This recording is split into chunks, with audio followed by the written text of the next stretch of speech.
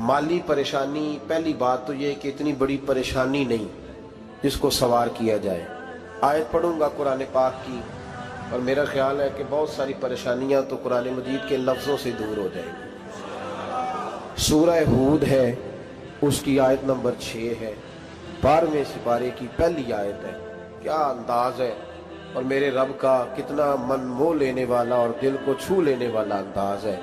रब करीम ने फरमाया वमा मिन दाब्बतिन फिल अर्द, फरमाया नहीं ज़मीन पर कोई भी ऐसा चलने वाला, ज़मीन पर कोई ऐसा नहीं जो चलता हो, इल्ला अलल्लाहि रिज़्कुहा, जिसका रिज़्क अल्लाह ने अपने ज़िम्मे न लिया हो। ज़मीन पे कोई चलने वाला ऐसा नहीं जिसके रिज़्क की जिम्मेदारी रब करीम की ना हो। ये जिम्मेदारी रिज़्क किसकी है? बोल के बताएं, बोल के किसकी जिम्मेदारी है जी? अल्लाह। देखिए गौर फरमाएं, यहाँ मुफस्सिरीन ने एक बात लिखी है इस आयत के तहत कि फरमाया जो ज़मीन पे चलने वाला है उसका रिज़्क अल्लाह के ज़िम्मे। फरमाते हैं कि ये अल्लाह ने हमारी अकल के मुताबिक हमसे बात की है, वरना आसमानों में जितनी मखलूक है रिज़्क उसका भी अल्लाह के ज़िम्मे ही है।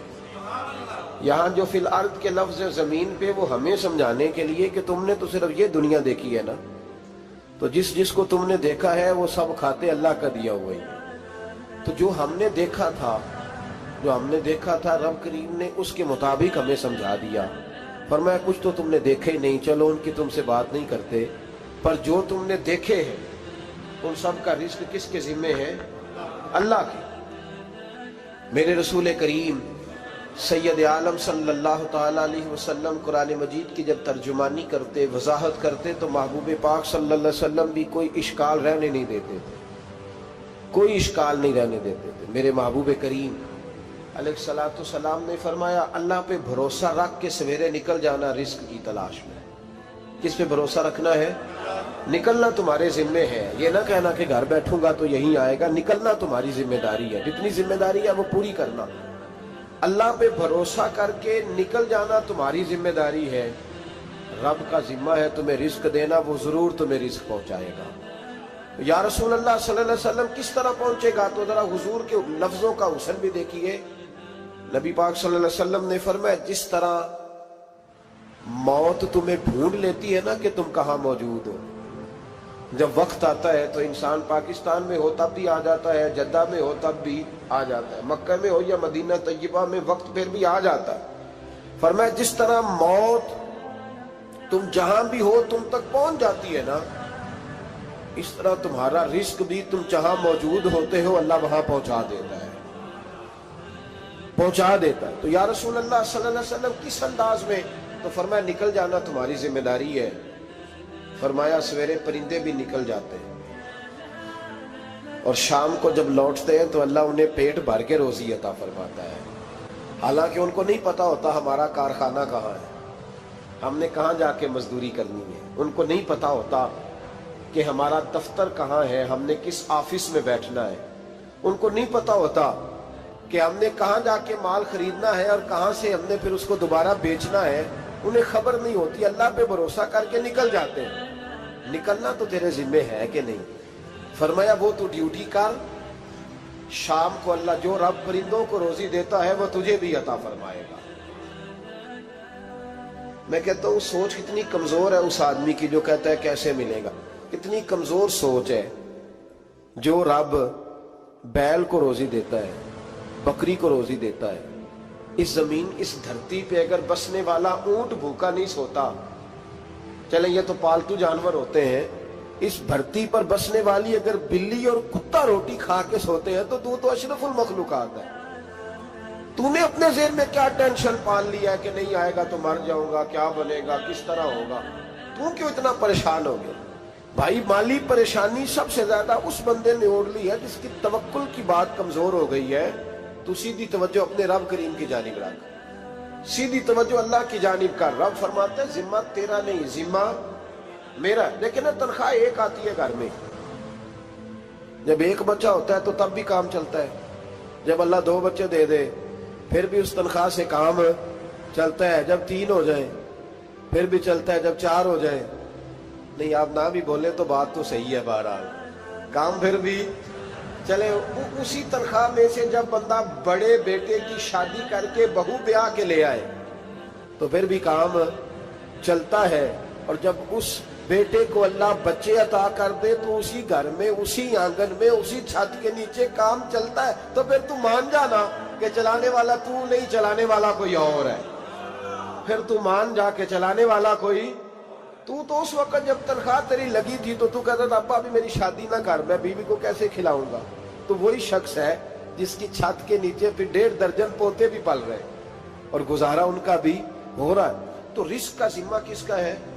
اللہ کا ذمہ۔ اب ہمیں پتہ ہے، پہلی بات تو پریشانی اس لیے اتار دینی چاہیے کہ ذمہ ہمارا ہے ہی نہیں۔ اب دوسری بات یہ کہ ذمہ داری کس کی ہے؟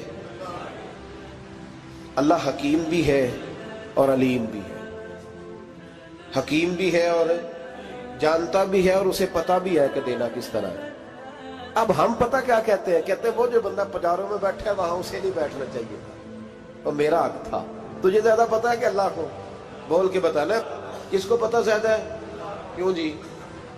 تو آپ اصل ٹینشن پتہ کب لگتی ہے؟ جب بندے کہتے ہیں نہیں وہ پجاروں میری تھی، میرا حق تھا۔ وہ جب گزرتی ہے نا پاس سے مہران کے تو مہران والا ٹینشن بڑی لیتا ہے، حالانکہ اللہ کو زیادہ پتا ہے کہ وہ حق۔ ایک بات اپنے ذہن میں یاد رکھ لیں، رٹ لیں کہ جو میرے لیے بہتر تھا میرے رب نے مجھے دے دیا، اور بات ختم ہو گئی۔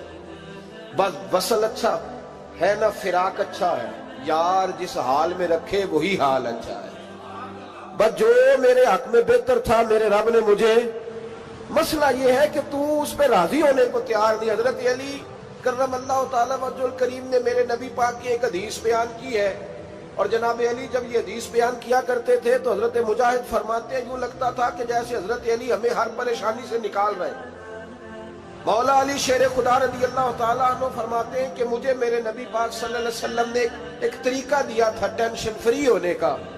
آپ فرماتے ہیں مجھے تو بڑا راس آیا ہے، تم بھی اگر کر لو گے تو تمہیں بھی فائدہ دے گا۔ کہا وہ کیا؟ حضرت علی کہنے لگے محبوب علیہ السلام نے فرمایا تھا لوگوں تم اللہ کے دیے ہوئے تھوڑے رزق پہ راضی ہو جاؤ، وہ تمہاری تھوڑی عبادت سے تم سے راضی ہو جایا کرے گا۔ بس تم 2 نفل بھی پڑھو گے تو اللہ راضی ہو جائے گا، تم 1 رکوع بھی سویرے اٹھ کے پڑھو گے تو وہ راضی ہو جائے گا، وہ تمہارے 313 درود شریف سے راضی ہو جائے گا، تم اس کے دیے ہوئے تھوڑے رزق سے راضی ہو جاؤ۔ ٹینشن اس لیے ہوتی ہے کہ ہم راضی نہیں جو اس نے ہمیں دیا ہے۔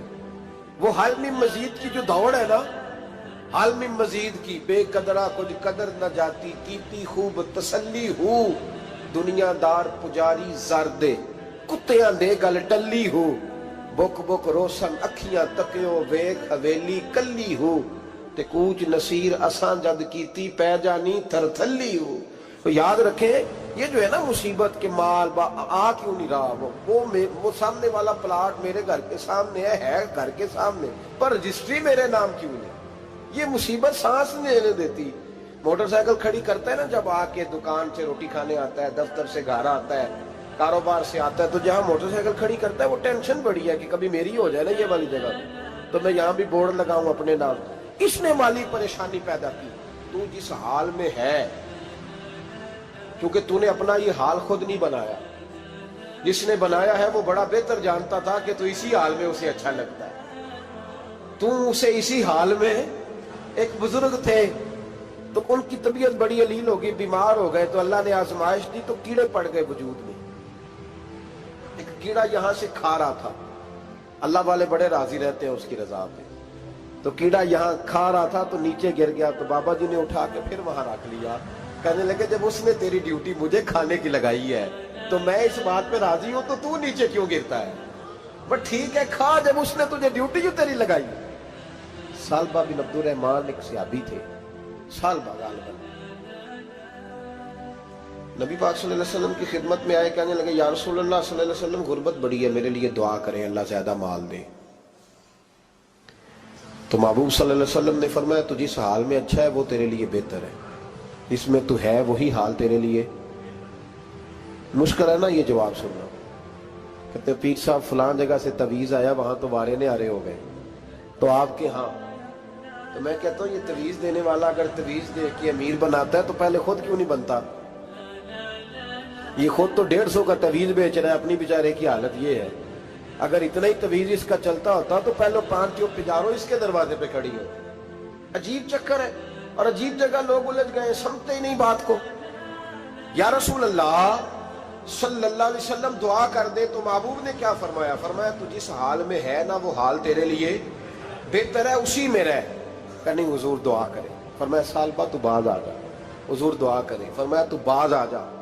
2-3 دفعہ کا ضد کی، محبوب نے فرمایا جا پھر اللہ تجھے زیادہ پیسے دے گا۔ چند بکریاں خریدی، اتنی برکت ہوئی کہ بکریوں کے ریوڑ بن گئے۔ پھر کچھ بکریاں بیچ کے گائے خرید لی، ان کے بھی ریوڑ ہو گئے۔ پھر کچھ اونٹنیاں لے لی، ریوڑ ہی ریوڑ۔ پہلے 5 وقت مسجد میں آتے تھے، اب فجر اور عشاء رہ گئی۔ پھر مال زیادہ ہوا تو مدینے شہر میں کوئی جگہ ہی نہیں، مدینے سے باہر حویلی خریدی، پھر جمعہ ہی رہ گیا۔ جمعے کے جمعے آتے، زکوٰۃ کا حکم آیا۔ میرے نبی کریم علیہ السلام نے حضرت ابو ہریرہ کو بھیجا، فرمایا جا اسے کہہ تیری زکوٰۃ بنتی ہے 2.5%۔ 10 کروڑ روپیہ ہو تو کتنی زکوٰۃ بنتی؟ بھئی 1 کروڑ کی 2.5 لاکھ ہوئی نا، تو 10 کروڑ کی کتنی ہوئی؟ تو بڑی مصیبت ہے جب بینک سے میسج آتا ہے نا کہ 25 لاکھ نکل گیا تیرے اکاؤنٹ سے، بہت بڑی مصیبت، بڑی ٹینشن ہوتی ہے۔ ایک صاحب میرے پاس آئے، ان کی زمین اچانک مہنگی ہو گئی، اچانک پہلے کچھ 15-16 لاکھ کی ایکڑ زمین تھی، پھر وہ کروڑ کی ہو گئی۔ تو میرے پاس آئے، کہنے لگے وہ 10 کروڑ روپے بنتے ہیں تو زکوٰۃ، تو میں نے کہا آپ نے کیا کیا؟ زری زمین پہ عشر آتا ہے، اس پہ زکوٰۃ نہیں آتی، تو آپ نے کیا کیا؟ کہنے لگے وہ کچھ سوسائٹی کے رول کے مطابق میں نے فائلیں وغیرہ لے لی ہیں، اب میں نا کبھی موقع آئے گا تو ان کو بیچوں گا۔ تو میں نے کہا اب تو آپ کا یہ مال ہو گیا بزنس کا، تو اب تو اس پہ زکوٰۃ آئے گی۔ 10 کروڑ پہ جب 25 لاکھ سنا تو کہنے لگے فوراً دینی پڑتی ہے کہ تھوڑی تھوڑی سے بھی کام چل جاتا ہے؟ تو میں ان کا چہرہ دیکھنے لگا، میں نے کہا نہیں وہ تو آپ کو پتہ ہے، ویسے حضرت عمر فرمایا کرتے تھے بانٹ کے نہ دو، کوشش کرو کسی ایک کوئی دو، چلو کسی کا تو کچھ بن جائے، تو ایک کوئی دینی چاہیے۔ کہنے لگے تو مطلب یہ ایسا ہی حکم ہے؟ میں نے کہا آپ کسی اور سے تحقیق کر لیں۔ اب یہ بھائی لیتے وقت نہیں تجھے ٹینشن ہوئی کہ 15 لاکھ کا کروڑ ہو گیا، تو اس وقت کبھی تو نے کہا کہ یا اللہ، تو یہ کیسی سوچ ہے مسلمان؟ کس طرح کا اس کا؟ ہمارے ہاں جب کسی آدمی پہ حالات خراب ہوتے ہیں نا تو سب سے پہلے وہ اس طرح کرتا ہے کہ جو میں کہیں اللہ کے رستے میں دیتا ہوں پہلے اسے بند کروں۔ جس رستے تجھے آ رہا تھا پہلے تو نے وہ رستہ بلاک کیا۔ حضرت اسماء بنت ابی بکر صدیق کہتی ہیں میں حضور کو مسجد کے لیے، ادارے کے لیے، صحابہ صفہ کے لیے کچھ دے رہی تھی، تو میں نے گننا شروع کیا تو حضور مسکرانے لگے۔ حضور مسکراتے کیوں ہیں؟ تو فرمانے لگی، محبوب فرمانے لگے اسماء اللہ کے رستے میں گن گن کے نہ دیا کر، ورنہ وہ بھی تجھے گن گن کے دے گا، تو اس کے رستے میں بے حساب دے، وہ بھی تجھے بے حساب ہی عطا فرمائے۔ لیکن پہلے یہ والا پہلے دروازہ بند کرو، یہاں سے پیسے ختم ہو رہے ہیں، تو اس طرح کرنا بھائی۔ اس دفعہ سوٹ ذرا گرمیوں والے نہ خرید، لیکن جو تو اللہ کے رستے میں دے رہا ہے اسے دیتا رہے۔ لیکن ہم اپنا نقصان کرتے ہیں، زیادتی کرتے ہیں اپنے ساتھ۔ میں نے آپ کو پہلے بھی بتایا تھا پیار کی بولی ہے، پھر بولتا ہوں۔ ایک بڑے بڑے پیار والے دوست ہیں، ایک دفعہ مجھے کہنے لگے کہ آپ کئی دفعہ اعلان کرتے ہیں تو مجھے اچھا نہیں لگتا، اور آپ ادارہ بھی بہت زیادہ بننے والا ہے، بڑی چیزیں میں دیکھتا ہوں جو ہوں تو بڑا نظام اچھا ہو جائے، آپ دعا کریں اللہ مجھے پیسے دے تو میں بڑے سارے خرچ کروں گا اس کے راستے میں۔ تو میں نے کہا یا اللہ اسے 10 کروڑ دے، یہ 9.5 کروڑ تیرے راستے میں دے دے گا۔ تو چپ کر گیا، جس طرح آپ نہیں کر گئے سارے، چپ کر گیا وہ بھی۔ اس نے کہا جی نہیں جی انشاءاللہ کریں گے۔ تو میں کیا پلیا جی دے دعا پہ ہوں دیا، ابھی تو وہ آئیں گے تو تب دیکھی جائے گی، تو یہیں اڑ گیا ہے۔ یعنی 9.5 کروڑ اللہ کے راستے میں خرچ کرنے کی دعا پہ بھی آمین کوئی نہیں کہتا کہ چلو آمین نہیں کہہ دیں۔ تو میں کہا تینوں تے 50 لاکھ بچتا سی پیا، لیکن تو اس سودے پہ تیار ہے۔ جب یہ سوچ ہوتی ہے، یہ غلط سوچ ہے، یہ بات تو اگر تو مسکرانے والی، لیکن یہ سوچ صحیح نہیں۔ حضرت عثمان غنی رضی اللہ تعالیٰ عنہ کہتے ہیں جس وقت نبی پاک صلی اللہ علیہ وسلم نے اعلان کیا نا جنگ کے موقع پر کہ 800 سپاہیوں کا خرچہ چاہیے، کہتے ہیں میرے پاس 600 کا تھا۔ یہاں ایک روایت میں حضور نے 1000 کا اعلان کیا تو میرے پاس 800 کا تھا۔ جب 2-3 دفعہ نبی پاک نے اعلان کیا تو کہتے ہیں میں نے کھڑے ہو کے کہا یا رسول اللہ پورا 800 میری طرف سے۔ کہتے میں نے 200 سپاہی کا خرچہ ادھار اٹھایا لیکن پورے 2 مہینے نہیں گزرے تھے، رب کریم نے مجھے کئی گنا کر کے پیسے واپس عطا فرما دیے۔ پر بات تو یہ ہے کہ تیری وہاں لو لگی ہو، تو تجارت کرتا ہے ان لوگوں کے ساتھ جو کیا دے سکتے۔ تو سالبہ کے پاس حضور نے پیغام بھیجا، پہلے تو کہا تیرے لیے بہتر نہیں مال، جب اصرار کیا تو بڑی برکت ہو گئی، بڑا آیا تو فرمایا زکوٰۃ دے، 2.5 زکوٰۃ ہے۔ اب جب سوچا کہ 5 اونٹوں پہ ایک بکری جائے گی اور بڑا سارا مجھے دینا پڑے گا، اب جب غور کیا تو یہ تو نہ کہا کہ میں نہیں دیتا۔ حضرت ابو ہریرہ سے کہنے لگے نبی کریم علیہ السلام کی خدمت میں عرض کرنا کہ میں خود آؤں گا۔ حضرت ابو ہریرہ نے آ کے عرض کی یا رسول اللہ صلی اللہ تعالی علیہ وسلم، حضور وہ کہتے تھے میں خود آؤں گا، تو کہتے ہیں محبوب نے ٹھنڈی سانس لی، فرمایا اسے کہا تھا کہ تیرے لیے مال بہتر نہیں، اب ہلاک ہو گیا، ہائے افسوس ہلاک ہو گیا۔ ان کو بھی تھوڑی دیر کے بعد احساس ہوا کہ یہ میں نے کیا کیا، نبی پاک کو ہی کہہ دیا نہیں ہے، حضور کو کہہ دیا بعد میں آؤں گا۔ اب دوڑے آئے، عرض کی حضور میں سارا کچھ لے کے آئے ہوں، قبول کر لیں۔ محبوب نے فرمایا گویا بلال حبشی کی خشک کھجور بھی قبول ہے، اور صہیب رومی ایک اٹی بان کی لائے تو وہ بھی قبول ہے، اور عمار بن یاسر اور مصعب بن عمیر اگر 2 دینار دے جائیں اور کوئی پرانا جوڑا کسی سپاہی کے لیے چھوڑ جائے تو وہ بھی قبول ہے، لیکن تو اپنا لاکھوں لے کے چلا جا، تیرا کوئی نہیں قبول، معاف کر دیں۔ فرمایا جا معاف کیا، پر پیسے لے کے نہ آنا۔ اگلے سال پھر آئے، بندے ہوئے ہاتھ ہیں، محبوبہ میں دولت کا کیا کروں گا، آگ لگانی ہے، قبول کر لیں۔ فرمایا تو لے جا، تیرا نہیں قبول، گرا جو ان کی نگاہ سے وہ سنبھل نہیں سکتا۔ حضور نے وصال ظاہری کیا تو جناب صدیق اکبر کے پاس آئے، لاکھوں کا مال، ابو بکر قبول کر لو، تو جناب صدیق اکبر کہنے لگے اس کا کر لو جس کا نبی نے نہیں کیا، چل جا کوئی نہیں چاہیے۔ حضرت عمر کے زمانے میں قحط پڑ گیا، بارشیں نہیں ہوتی، غلہ نہیں ملتا، حالات خراب ہے، مالی طور پہ بحران آ گیا، غربتیں، مجبوریاں، تکلیفیں، آ کے روئے، عمر میرا قبول کر لو، مجھے معافی تو مل گئی تھی نا۔ فرمایا معافی اپنی جگہ پہ، پر جس کا مصطفیٰ نے قبول نہیں کیا۔ بہت سارے لوگوں کو پتہ ہی نہیں کہ ان کا قبول ہی نہیں ہوا، اور وہ الجھے ہوئے، انہیں خبر ہی نہیں کہ اصل بات کیا ہے۔ فرمایا جس کا مصطفیٰ کریم نے قبول نہیں کیا، اب ہیرے اور جواہرات بھی لے کے آئے تو بھوکے مریں گے، پر اس کا قبول، اس بات پہ راضی رہو اس حال میں اللہ نے رکھا ہوا، اس حال میں راضی رہو۔ یہ جو مصیبت ہے نا دیکھنی کہ وہ بھی میرے پاس، تمہیں کیا پتا، کبھی پوچھ تو صحیح اس سے وہ کس مصیبت کا شکار ہے، جو مالی طور پہ بڑا امیر ہے، تو اس کی طرف دیکھ کے اپنا دل برا کرتا ہے۔ بس جس حال میں رب نے رکھا ہے اس حال میں رہ۔ حضرت عثمان غنی کے زمانے میں تو وہ وصال کر گئے، لیکن بھائی تو جس حال میں تیرا رب تجھے رکھتا ہے اس حال میں رہ، تیری مالی پریشانیاں ختم ہو جائیں۔ میں نے پہلے بھی شاید آپ کو ایک دفعہ کہا تھا، میں تعلیم سے فارغ ہوا تو میرے ایک استاد اور میرے کچھ دوست کہنے لگے افریقہ آ جائیں آپ، بھائی بہت بڑا ادارہ ہے، اس کو چلائیں، اس کو سنبھالیں۔ میری والدہ سے میں نے کہا، اس طبیعت ہوتی ہے نا انسان کی، میرا بھی دل لگ گیا۔ میری اماں پڑھی نہیں تھی لیکن اللہ نے دانائی بڑی عطا فرمائی تھی، حکمت بڑی تھی، سیانی بڑی تھی۔ تو میں نے کہا اماں جی وہ مجھے ساؤتھ افریقہ کی دعوت ہو رہی ہے تو آپ کیا کہتی ہیں؟ تو اٹھ کے میرے پاس آ گئی اور مجھے انہوں نے اپنے بازوؤں میں لے لیا، پھر میرا ماتھا چوما، کہنے لگی پتر میں تے وال بھی نہ پوٹ کے دیوا کسی نے، ہم نے دولت کا کیا کرنا، تو اللہ کا نام لے کے کہیں بیٹھ جا، رب کریم رون کے لگا دے گا، خیر ہو جائے۔ تو میرے بھائی یاد رکھیں ان چیزوں سے تھوڑا سا دیکھیں نا، قناعت کریں، جو اللہ نے دیا اس پہ راضی ہو جائیں، اللہ بڑا مہربان ہے، وہ آسانیاں کر دیا کرتا ہے۔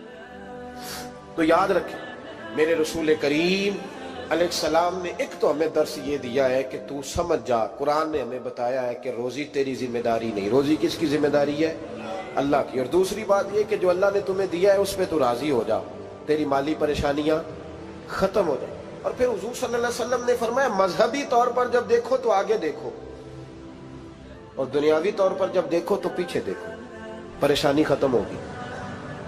مذہبی طور پر جب دیکھو، جو 5 نمازیں پڑھتا ہے وہ تہجد پڑھنے والے کو دیکھے، اور جو تہجد پڑھتا ہے وہ اشراق چاشت پڑھنے والے کو دیکھے، اور جو بندہ اشراق اور چاشت پڑھتا ہے پھر اس کو دیکھے جو سارا دن مصطفیٰ پہ درود پڑھتا ہے۔ ऊपर देखे कि मैंने और नेक होना है, और नेक। और जब माली मामला है तो फिर नीचे देख। अगर तू बैठा ना पजारों पे तो फिर टूडी वाले पे नजर कर, उसका क्या हाल है। और अगर तू वहां बैठा है तो देख, मेहरान वाला भी तो गाड़ी चला ही रहा है ना। और अगर तू वहां है तो मोटरसाइकिल वाला देख, और तू वहां है तो फिर साइकिल वाले पे नजर।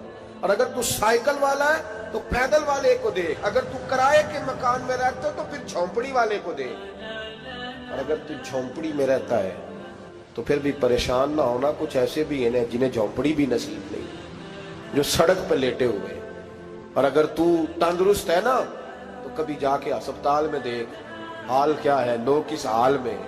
तो हम शुक्र नहीं अदा करते, उसका नुकसान क्या होता है, नेमतें चली जाती हैं। अल्लाह फरमाते हैं लाइन शकर तुम लाज़ीदन्नकुम, तो शुक्र अदा कर, मैं नेमतों में इजाफा कर दूंगा। तो भाई माली परेशानी का तीसरा सबब यह है कि हम देखते हैं माली तौर पर ऊपर, तो फिर हमें तबीयत बिगड़ती है। और फिर माली परेशानियों के कुछ और असबाब भी हैं। इमाम शाफी फरमाते हैं जिन घरों में लोग फजर की नमाज के वक्त सोए होते हैं उन घरों में रिस्क नहीं आता। आप फरमाते हैं फजर का वक्त अल्लाह के देने का वक्त है, उस वक्त अल्लाह बांटता है। हुजूर सल्लल्लाहु अलैहि वसल्लम का फरमान है ना हदीस में कि तहज्जुद के वक्त अल्लाह पहले आसमान पे नुज़ूल जलाल फरमाता है जो उसकी शान के लायक है तहज्जुद के वक्त, और वो कहता है मांगो मैं तुम्हें अता करूंगा। लेने की बारी आए तो बंदा समेट समाट के अंदर घुस जाए।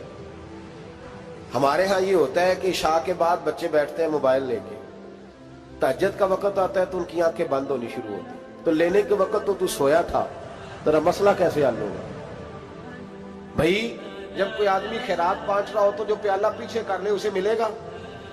कहते उस वक्त आना जब मैं बांट रहा था, अब तू किधर आ गया है। मिसाल दे रहा हूं। तो फजर का वक्त मांगने का है, तो सारी रात तो गुजर गई गेमें खेलते, टीवी देखते, और जो लेने का वक्त था तू सो गया, तो कैसे आएगा तेरे पास। तो उठे सवेरे, बंदों से मांग के देख लिया, बड़ी इज्जतें खराब हुई। फजर का वक्त उठ के झोली फैलाए। मेरे रसूल पाक अलैहिस्सलाम फरमाते हैं, रब फरमाते हैं जब बंदे मेरे आगे झोली फैलाते हैं मुझे शर्म आती है।